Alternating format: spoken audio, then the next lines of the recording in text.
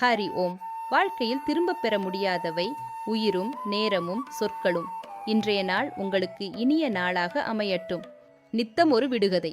இதோ இன்றைய விடுகதை உங்களுக்காக. மூன்றெழுத்து நாட்டின் பெயராம். முதல் இரண்டும் வரிசையை குறிக்கும், கடையெழுத்துப் பாடலை குறிக்கும். விடை சொல்லுங்கள் கமெண்ட் செக்ஷனில்.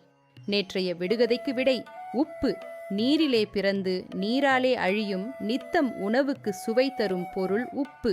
தினமும் 4 கிராம் உப்பு மட்டுமே உணவில் சேர்த்து கொள்வது உலகளவில் ஏற்றுக்கொள்ளப்பட்ட ஆரோக்கியமான உணவு கட்டுப்பாட்டு முறையாகும்.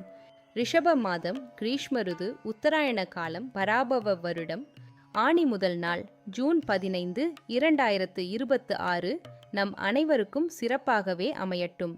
ஓம் நமோ பகவதே வாசுதேவாய. இந்த மந்திரம் உங்கள் மனதிற்கு அமைதியை தரட்டும். திதி காலை 9:27 வரை, அமாவாசை பின்பு பிரதமை. நட்சத்திரம் அதிகாலை 9:05 வரை, மிருக சீரிஷம் பின்பு திருவாதிரை.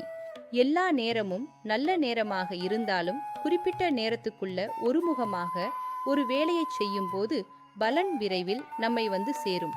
அந்த நேரம் இன்று காலை 6:30 முதல் 7:30 வரை மற்றும் 9:30 முதல் 10:30 வரை, மாலை 4:30 முதல் 5:30 வரை மற்றும் 7:30 முதல் 8:30 வரை. இவை அனைத்தும் நல்ல நேரங்களாகும். சுறுசுறுப்பாக விடாமுயற்சியோடு நல்ல எண்ணங்கள் கொண்டு தர்மத்தை கடைபிடித்து இருப்பவர்களை எந்த கிரகமும் நேரமும் எதுவும் செய்யாது. நம்மை நல்வழிப்படுத்த எச்சரிக்கவே அவைகள். அதன்படி இன்று சந்திராஷ்டமம் அனுஷ நட்சத்திர அன்பர்களுக்கு. திங்கட்கிழமை சந்திர பகவானுக்கு உரிய நாளாகும். சந்திரன் மன அமைதி, குளிர்ச்சி மற்றும் தூய்மையை குறிக்கிறார். வெள்ளை அல்லது வெள்ளி நிறம் சந்திரனின் கதிர்வீச்சுகளை ஈர்த்து மன அழுத்தத்தை குறைத்து புத்துணர்ச்சியையும் அமைதியையும் தரும்.